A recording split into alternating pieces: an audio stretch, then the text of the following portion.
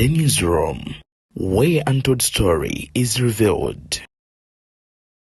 Ebivudde mu press conference ya Girudi President wa Makerere ng'era Mutabani wa Chairman Nyanzi Church Health Center mu bigenze maaso n'okubeera ng'ateera byewunyisa ensi newankubadde abamu kufe nga tebitwewunyisiza agenze maaso n'okubeera nga ebigambo bya kitaawo oboolyawo abiyisaamu agengege aganye okwetonda era n'agenda maaso n'okubeera nga n'abira kitaawo Nyanzi Fred mu maaso olw'okubeera ng'ekifaananyi kyavayo nga bitambula ng'alina President Kaguta Museveni abategeezezza ensonga za university tezibakwatako mu byesonyire ddala ebya family n'ebyekibiina bya kibiina n'ebya makerere mugende maaso n'okubanga mu byesonyiwa kakati ye David Lewis Lubongeya atutangazizzamuko ku nsonga eno na butya ebintu bwe byatambula ye Minister Kyofa togabye kyakoze Chairman Nyanzi nkoko baana awo wenyini. Let's get into it. Tuli ku Beyond the Newsroom gwe mukutu gwagenda maaso n'okubeera ng'ate yo tugoberera njagala okusaba n'obuwombeefu obw'ekika waggulu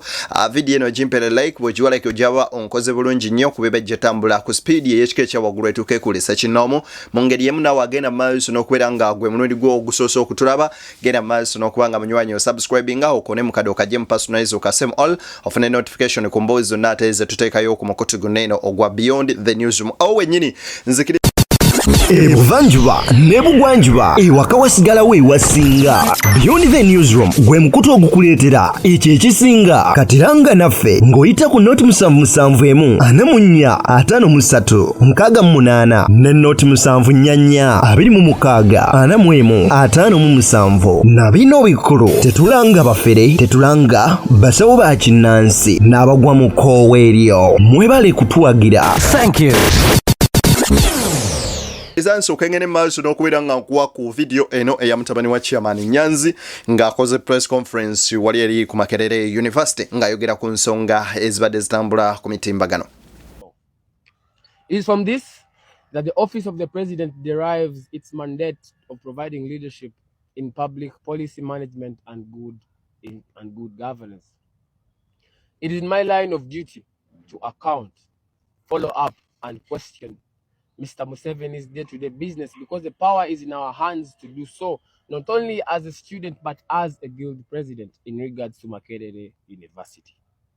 Relenting from my duties as a guild president of this institution makes me a populist, not an executor. As a moralist in the same sense, I am equally disturbed by the prevailing injustice in our country, which is attributed to the current regime. However, in my line of duty, I find myself sharing the same workspace with government officials. Lest we forget, I am guild president because of the will of God and that of the students of this great university who are my electorate. That means I must put students' interest above my personal and political beliefs. I urge the general public not to blame or condemn my family, especially my father, Mr. Nyanzi Fred Sentamu, for my actions as a guild president. I've spoken time and again that my father has independent roles as a national mobilizer for the National Unity Platform, but equally, that only ends outside the university because as guild president, my father doesn't tantamount to being a guild presidential advisor. My family has stood firm against oppression in this country, and I honor their courage. The pictures in circulation should not be interpreted as a mode of betrayal to some people of our shared values, but as a consequence of balancing personal beliefs with public responsibility, which I independently sought for. When I took up this responsibility, I was well aware of the burdens that were to come along with it. Therefore, I remain committed to the values of truth, justice, and servant leadership.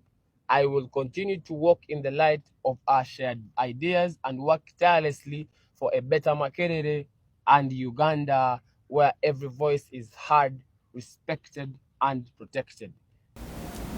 Kino kinajjukirwa nti abantu bangi bazze ne bakomerera Chairman Nyanzi nga kwotadde omwana nga bagamba nti omwana azaalibwa waffe wa Nuupu ayinza atya okutuvaamu.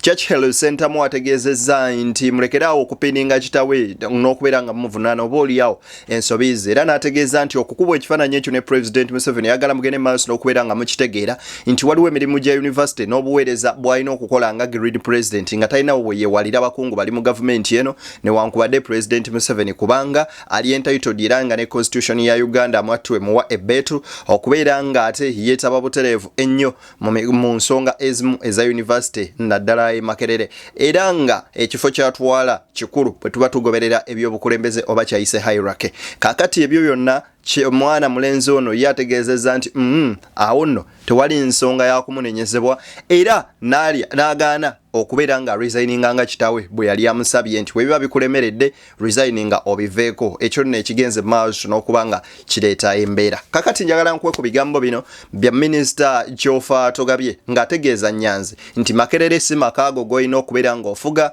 n'okwogera ebigambo byonna nga bwe wagenda maaso n'okubeera nga ate obyogera. Njagala okusaba ogende maaso n'okuwuliriza ku bigambo bya musajja mukulu ono ate oba oliawo tubifunemukko. University si family ya Nyanzi.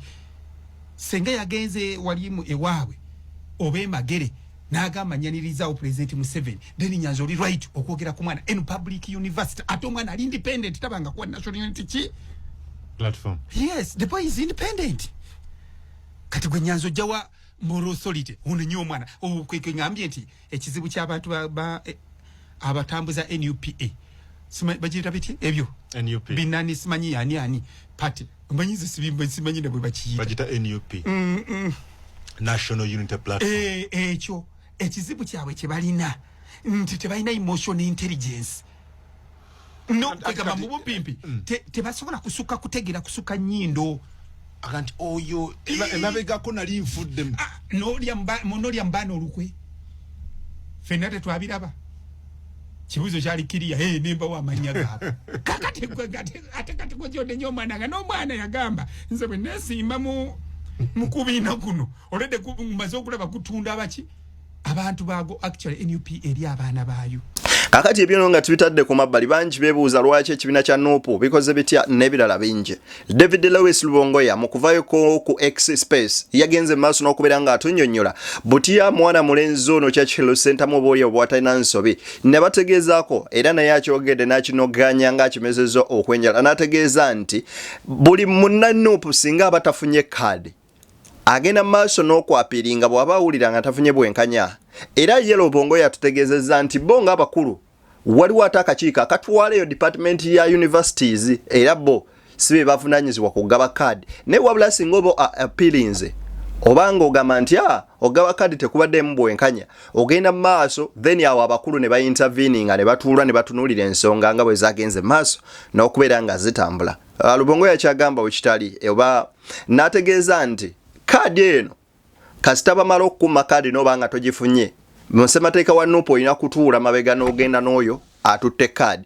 Wabula Church Hill yavaayo n'ajja nga independent ekyo nno ekikontana ne ssemateeka w'ekibiina kya National Unity Platform era nga omuntu kasita ojja no standing independent kitegeeza ovudde mu kibiina kya National Unity Platform tokyali munnakibiina. Ekitegeeza Church Hill wetwogerera takyali munna Nuupu era babadde bamukomerera nga bamukomerera ng'owa Nuupu ekitegeeza bali mu nsobi emirundi 10 ku kinnaakyo. Nkusaba owulirize ebigambo bya David Lubongeya ate era tweyongereyo. Well, I must first of all indicate that we have an institutions wing which is really semi-independent. We do not we do not interfere with their processes. So there is an election process, but of course, if there are issues, complaints can be made, and then we look into them. And if there are petitions to be made, those can be made, and then we address them. So what happened in this particular instance is that there was an election, and that young man did not get the party ticket, and he decided to run as an independent. Of course, there was an effort to discourage him from doing that, well knowing that under our constitution, every person who runs as an independent loses their membership of the party. And so when he did not get the party ticket and run as an independent, he ceases to be a member of the party. As you know, there is a process for readmission. If you run as an independent and you wish to rejoin the party, there are processes you go through. But maybe a simple comment on the video, which I also saw. I think Chairman Nyanzi was appealing to his son to say, look, this is what I think should happen. This is a man who tried to kill me, who is actively trying to kill all of us to, you know, he tried to kill your uncle, who happens to be our president. He has done this and that. So he's basically trying to say, come out and clarify these issues and apologize. And that, I think this is really beyond the party. This is, I look at it as a father advising his son on what to do, because like I said, this is not a member of the party on account of running as an independent. So, which is why I wouldn't wish to talk about it so much. I just wanted to clarify that once you run as an independent, you cease to be a member of NUP. So do you mean also members that ran as independents in the Kawempe by-elections are no longer members of the NUP? We saw Lusa say he's still a member of NUP regardless him running independent. Well, it's one thing when you say something, and it's another thing what the law says. Like I said, we have a constitution, and the NUP constitution is very clear that every time you run as an independent against the party's official flag bearer, you cease to be a member of NUP. That's one of the ways in which someone loses their membership automatically.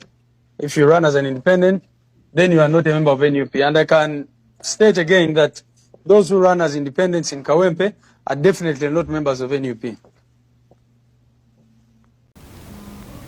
Kakati ebigambo ebyo byonna ndowooza tubifunyeemuko amakulu. Njagala ngene maaso n'okubeera nga mbawa interview yonna oba press conference yonna nga bwegenze maaso n'okubeera nga etambula nga mwana mulenzi amanyikiddwa nga Church Health Center mu agenda maaso n'okunnyonnyola ensonga zino ate oba oliawo tuzigyemuko omulaka.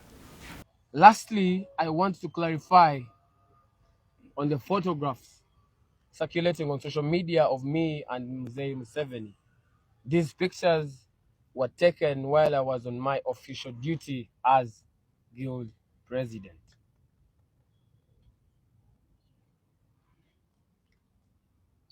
At the launch of the Research and Innovation Week, representing over 45,000 students of diverse political minds, beliefs, and I think it is at this point that I encourage Ugandans to enhance tolerance for diversity. Unfortunately, they have stirred the storm among the general public, my family, and students. Some opportunists are also using them to tell blatant lies for their benefit. Makerere University is a public institution, and General Museveni, by virtue of his office as stipulated in Article 99, subsection 3 of the Constitution of the Republic of Uganda, which vests executive authority in him to be responsible for the welfare of the citizens and safeguard the Constitution and laws of Uganda, among others. Ugandans must know that in hierarchy and the tree of administration at Makerere University, Mzee Museveni is the visitor on top of the Chancellor and the Chairperson for the University Council. It is from this that the Office of the President derives its mandate of providing leadership in public policy management and good governance. It is my line of duty to account, follow up, and question Mr. Museveni's day-to-day business, because the power is in our hands to do so, not only as a student, but as a guild president in regards to Makerere University. Relenting from my duties as a guild president of this institution makes me a populist, not an executor. As a moralist in the same sense, I am equally disturbed by the prevailing injustice in our country, which is attributed to the current regime. However, in my line of duty, I find myself sharing the same workspace with government officials. Lest we forget, I am guild president because of the will of God and that of the students of this great university who are my electorate. That means I must put students' interest above my personal and political beliefs. I urge the general public not to blame or condemn my family, especially my father, Mr. Nyanzi Fred Sentamu, for my actions as a guild president. I've spoken time and again that my father has independent roles as a national mobilizer for the National Unity Platform, but equally, that only ends outside the university because as guild president, my father doesn't tantamount to being a guild presidential advisor. My family has stood firm against oppression in this country, and I honor their courage. The pictures in circulation should not be interpreted as a mode of betrayal to some people of our shared values, but as a consequence of balancing personal beliefs with public responsibility, which I independently sought for. When I took up this responsibility, I was well aware of the burdens that were to come along with it. Therefore, I remain committed to the values of truth, justice, and servant leadership. I will continue to walk in the light of our shared ideas and work tirelessly for a better Makerere and Uganda where every voice is heard, respected, and protected. We build for the future. Let's get hard for God and my country. Banywanyi mubadde bagoberezi balungi okuva gye tutandikidde okutuuka wano. Njagala obaagaliza bye munjagaliza nze Deni ayagala olanga naffe ng'olina bizinensi yo tukusaba ojjo twegatteko ate tutambulire wamu. Just tukoneko obukonyi ku simu zaffe weziri awo wansi noti 7 mwana munya 538 noti 7 ana munya 26 na 57 tulange business yo ate tutambulire wamu tusinkane mu mboozi endala mpitirivu ate ze tukomawo nazo tukwatako ku kalimeko nze Deni.